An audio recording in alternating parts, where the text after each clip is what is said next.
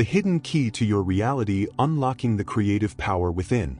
Pay close attention to these words, because what you are about to hear has the potential to permanently shift the way you understand prayer, faith, and your own destiny. This is not about wishful thinking. This is not about begging the universe.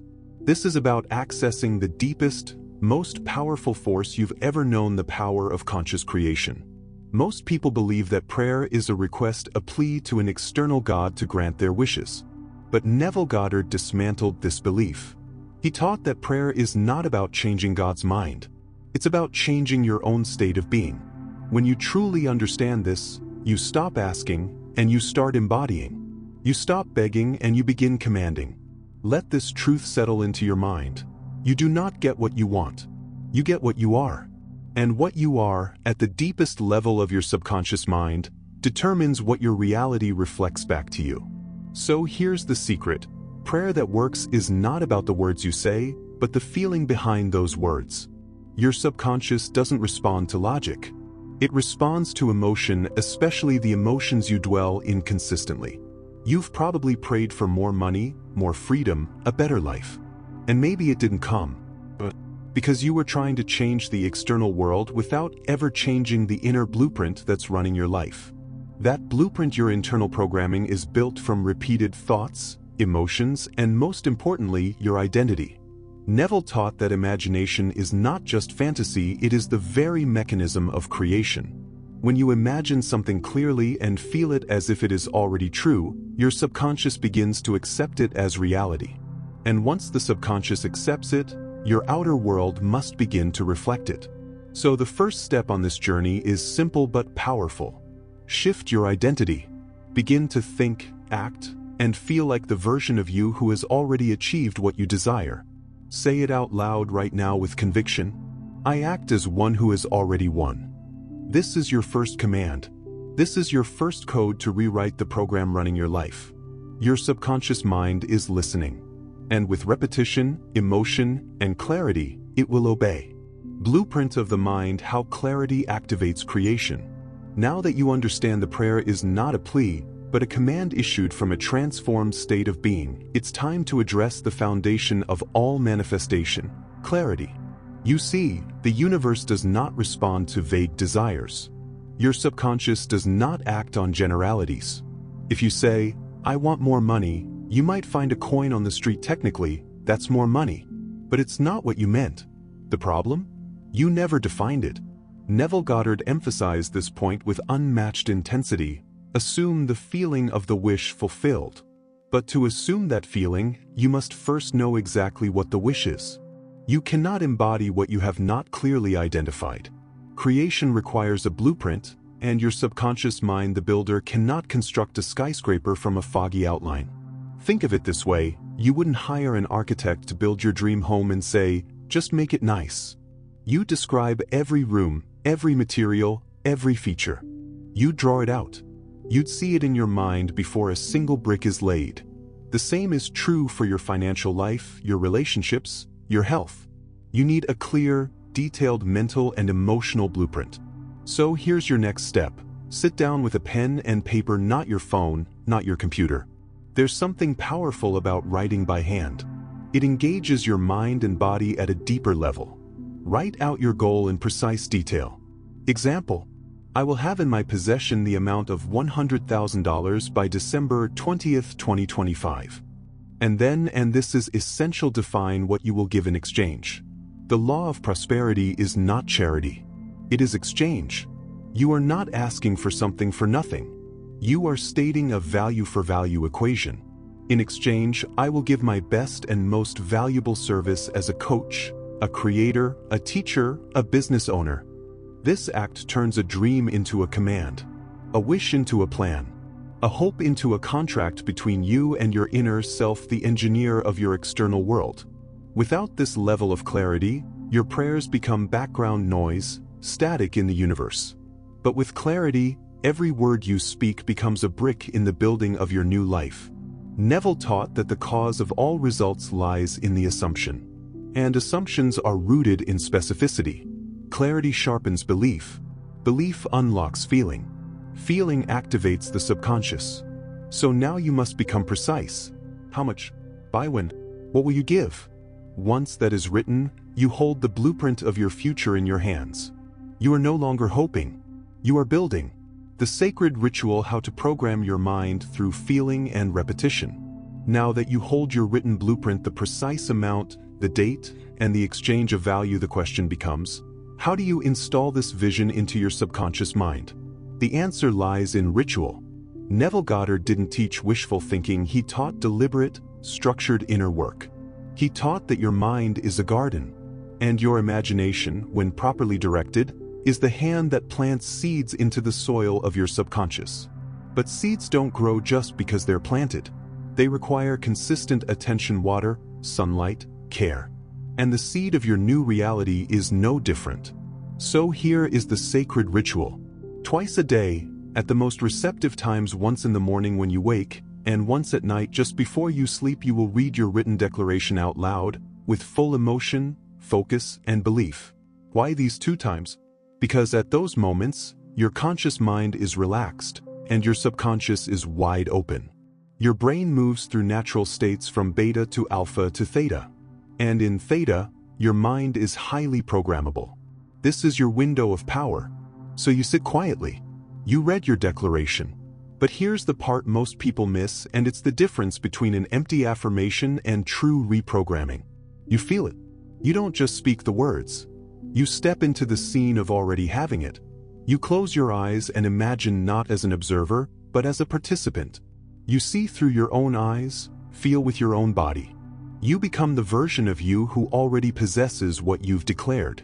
If your goal is money, don't just say the number. See it in your bank app. Feel the relief. Hear yourself calling a loved one to celebrate. Smell the coffee in your favorite cafe, where you're sitting peacefully, bills paid, future secured. This is the key. Emotion is the language of the subconscious. Words are the code, but emotion is the electricity that powers them. Neville called this living in the end. Not hoping for the goal, but feeling as if the goal is already yours. Your subconscious mind doesn't know the difference between real and vividly imagined experiences. What it feels consistently, it assumes as truth. And what it accepts as truth, it expresses in your outer world. You must become the actor and director of your inner movie, replaying it every morning and every night, until it becomes your emotional home. This isn't magic. It's mental architecture. It's spiritual engineering. And here's the challenge. In the beginning, your rational mind will resist. It will laugh. It will whisper, "This isn't real." That's okay. That's just the old program trying to survive. You don't need to believe fully right away. You just need to be consistent. Faith is not a feeling you wait for. Faith is a discipline you practice. Every time you feel the end result with passion, you chip away at the old identity and you install the new one.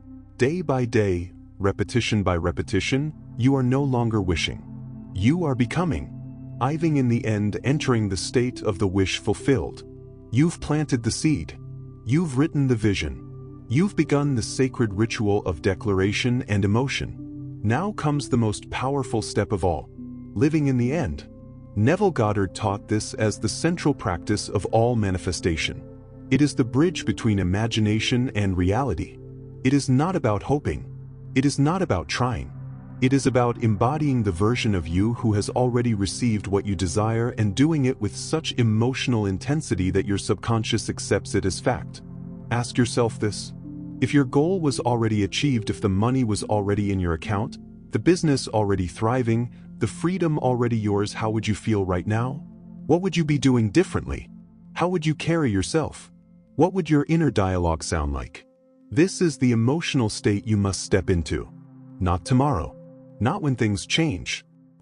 Neville said, to assume the feeling of the wish fulfilled is to be lifted up to a higher level of consciousness.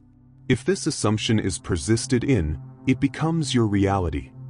This is not imagination as escape, this is imagination as activation. So here is the practice. Each morning and evening, after reading your written statement, you close your eyes and build a vivid mental scene. A scene that would take place after your goal has been fulfilled. Not during, not while you're receiving, but after it is already yours. Let's say your goal is $100,000. You don't imagine the moment you receive it. You imagine yourself a month later, sitting in your favorite place, coffee in hand, looking at your account balance with calm satisfaction. You hear the sounds of the world around you. You smell the air. You feel the texture of your chair. And most importantly, you feel the dominant emotion: peace, gratitude, confidence. You might imagine yourself booking a first-class ticket for a trip, or telling your spouse, "We did it. It's done." Or sitting across from a client, smiling, knowing your business is thriving. The power of this technique is in the detail and the emotion. The more vividly you construct the scene using all your senses, the more real it becomes to your subconscious mind. And here's the key: repeat the same scene daily. Don't change it. Don't make it vague. Choose one powerful moment and replay it until it becomes natural. Neville called this the controlled daydream. It is not idle fantasy. It is targeted, emotional, purposeful creation.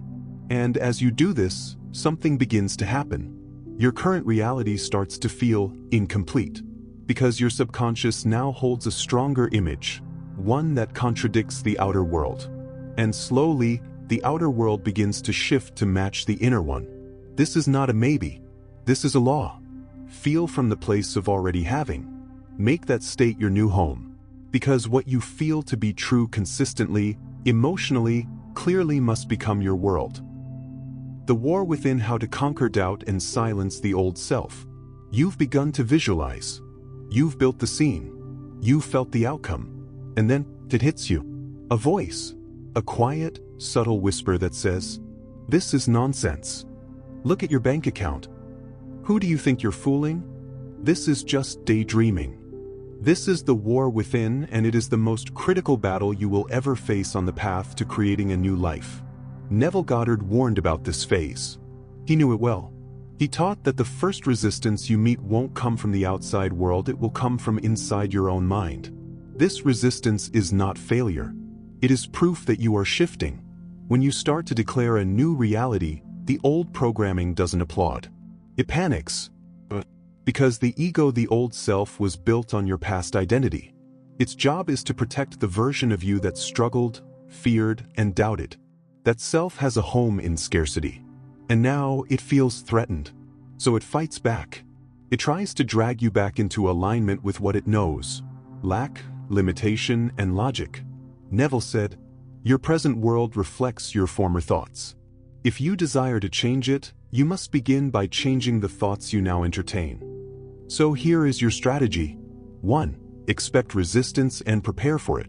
Don't be surprised when doubts appear. Expect them. It's like going to the gym and feeling sore. That's not a problem. It's growth. Doubt is the soreness of mental transformation. 2. Talk back to the old voice. When that whisper of doubt rises, don't ignore it. Respond. Say firmly, "This is not who I am anymore. That belief served the old version of me. I choose something new. What I feel inside is more real than what I see outside." 3. Repetition is your weapon. Your subconscious changes through repetition, not occasional inspiration. Keep declaring your vision. Keep visualizing the scene. Even when it feels fake. Even when nothing has changed. You are overriding old neural patterns. You are dissolving the former self. Neville was clear. Persist in the assumption that your desire is already fulfilled, for in that persistence lies its fulfillment. This is the defining moment. Most people give up here. They hear the voice of doubt and assume it means the process isn't working. But it's the opposite, it means it is working. So here's what you must remember. Your external world is a mirror. It reflects what you believed yesterday. It lags behind your internal transformation. Don't let today's circumstances define who you are becoming. Speak your new reality louder than your doubts. Feel your new state more often than you feel your fear. Stand firm again and again until your subconscious accepts the new identity as truth. And once it does, your world has no choice but to rearrange itself around you. The habit of belief: how to automate faith and vibrate from power. You've declared your vision. You've imagined the end. You've faced the voice of doubt. Now it's time to install your new identity so deeply that it becomes your default operating system, not just a practice, but your permanent state. Neville Goddard said, "A change of feeling is a change of destiny." But how do you keep that feeling alive, day after day, when life throws distractions, bills, people, chaos? The answer is one word: habit. Faith is not something you stumble into once and hope it sticks. Faith is a mental muscle, and muscles grow only with consistent training.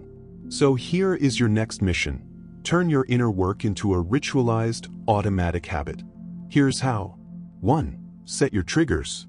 Choose 2 specific times of the day, right after waking and right before sleep. Because your mind is in alpha or theta state, which is optimal for subconscious access. These moments are non-negotiable. They are your sacred appointments with your future self. 2. Use anchors. Every time you do your mental visualization, use the same physical cue. It could be holding your written goal, lighting a candle, playing a specific instrumental song. These anchors signal your mind, "Now I enter creation mode." 3. Reinforce through the day. You don't stop believing after 10 minutes of practice. Throughout the day, whisper your identity. "I am already the version who has received it. My reality is catching up to my vibration. I only accept outcomes that match my vision." Every repetition is a brick in the fortress of your new belief. 4. Track emotion, not just action. This journey is not about doing more, it's about feeling better. Each night, reflect. Did I stay connected to the state of the wish fulfilled? Did I feel like the version of me who already lives this life? This self-awareness turns belief into being. Because here's the truth Neville wanted us to understand. You must persist in the assumption of your wish fulfilled until it assumes the feeling of reality. The longer you dwell in that state, the state of already having, the faster your external world begins to conform. This is not about chasing results. This is about becoming the result. Let your identity lead. Let your habits support it. Let your energy speak before your words. You don't need to force anything.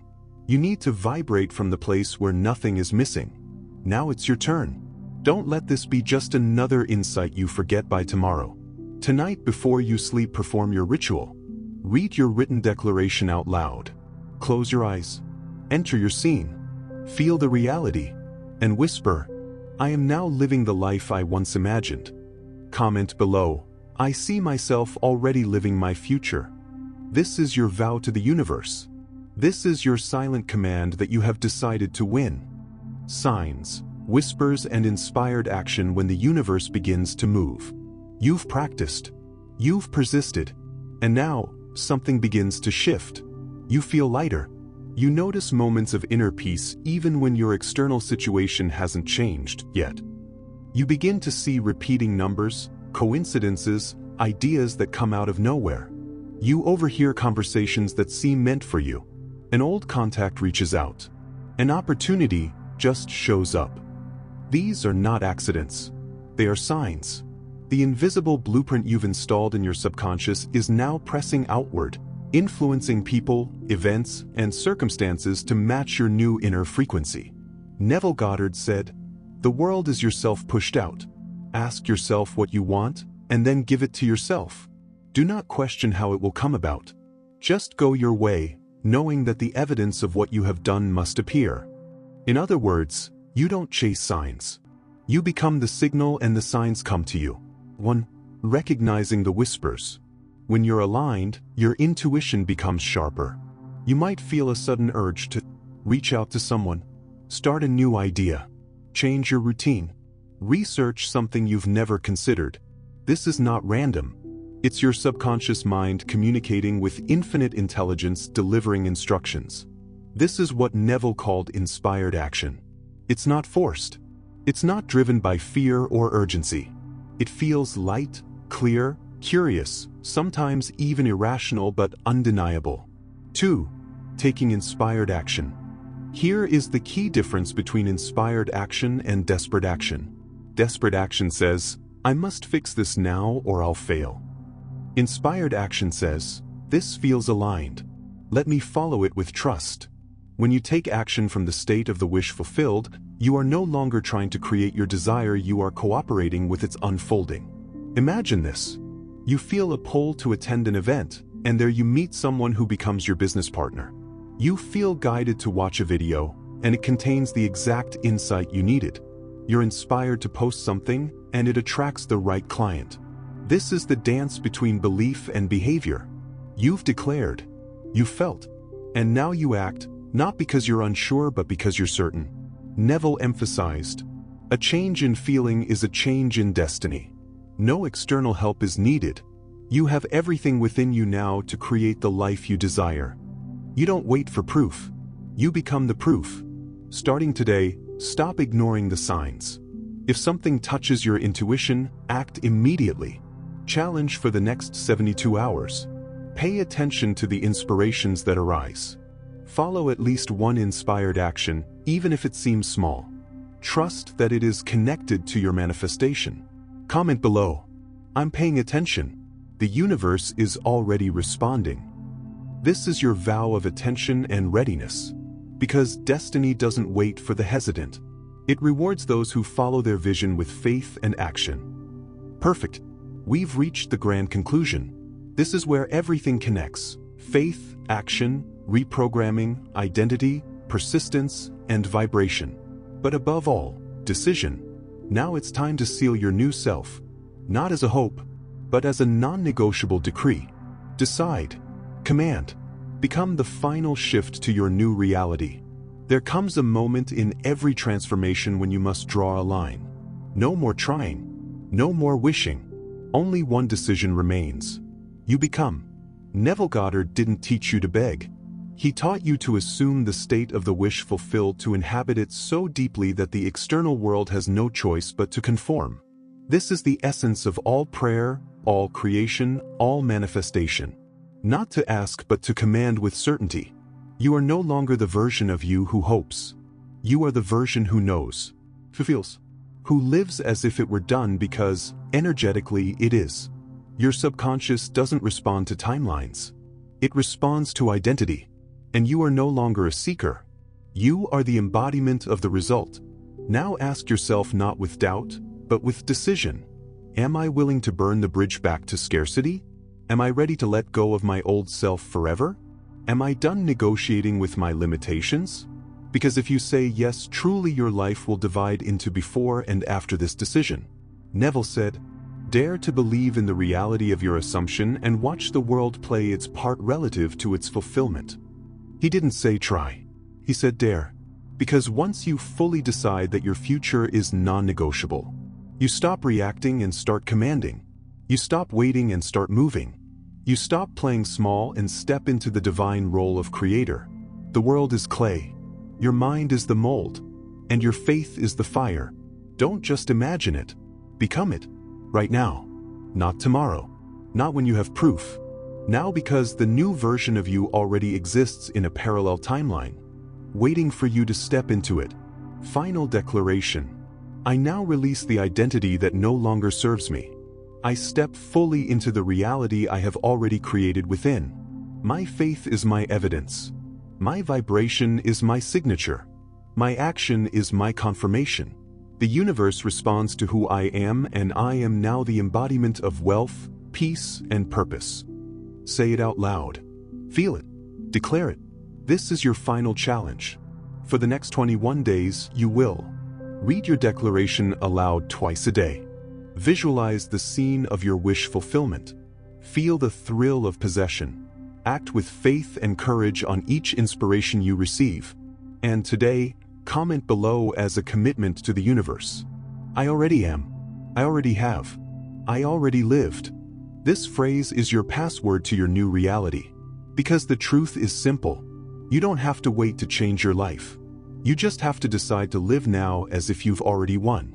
And from here on out, it's done. It's done.